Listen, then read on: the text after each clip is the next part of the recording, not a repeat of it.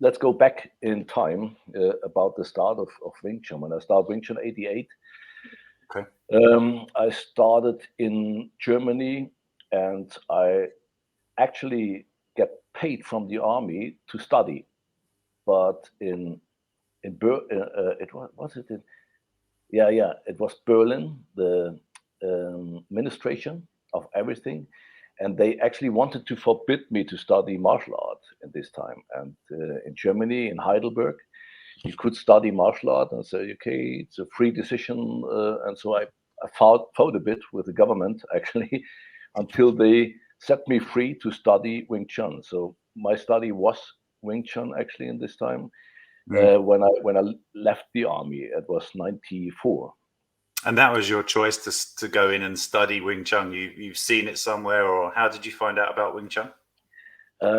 Actually, I saw some guys when it was years back. I saw some guys training something somewhere at a field, and I asked them, "What the hell is this? I never saw. What are you doing?" They do some free of hands, and it looked interesting, and they did it pretty well. And so I asked them, "What is that?" And they say Wing Chun. And later, I was at the army. I said, actually, I do not know if I ever told you this story. I sat with a guy. We had a seminar at the army. I met him, and he said, "Oh, you come from my hometown.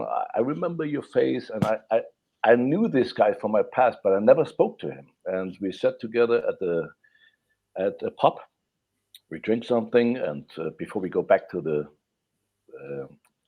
to our place, to our base.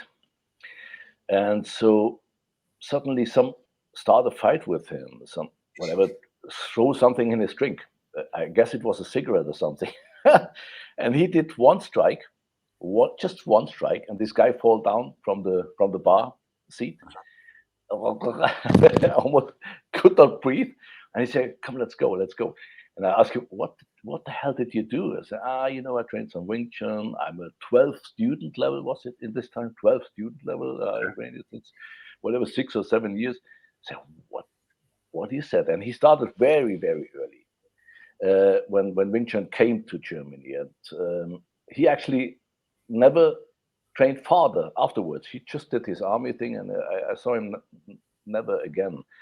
But that was actually, it impressed me. It impressed me. It was just one strike, a strike to the throat, and I thought, wow, it's cool, to end the fight just with one strike.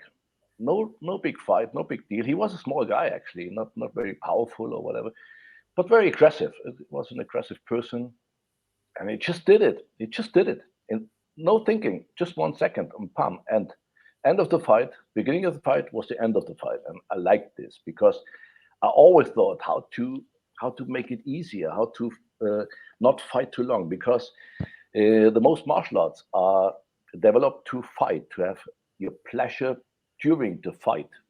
And actually, in the very past, a fight they fought because they want to win, and win means end the fight as soon as possible.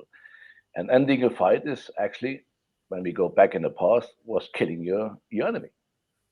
That ends the fight, So yeah, and the martial arts are not developed to kill; that they are developed to fight because they have pleasure during the fight. They like to fight. And always, when I was young, I asked my father a lot of questions about it. And then I saw this, and immediately, this is what I'm searching for.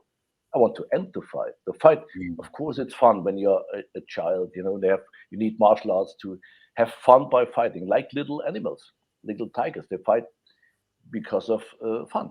But later, when they are adults, huge lions or tigers or whatever, they fight to survive or to fight to eat.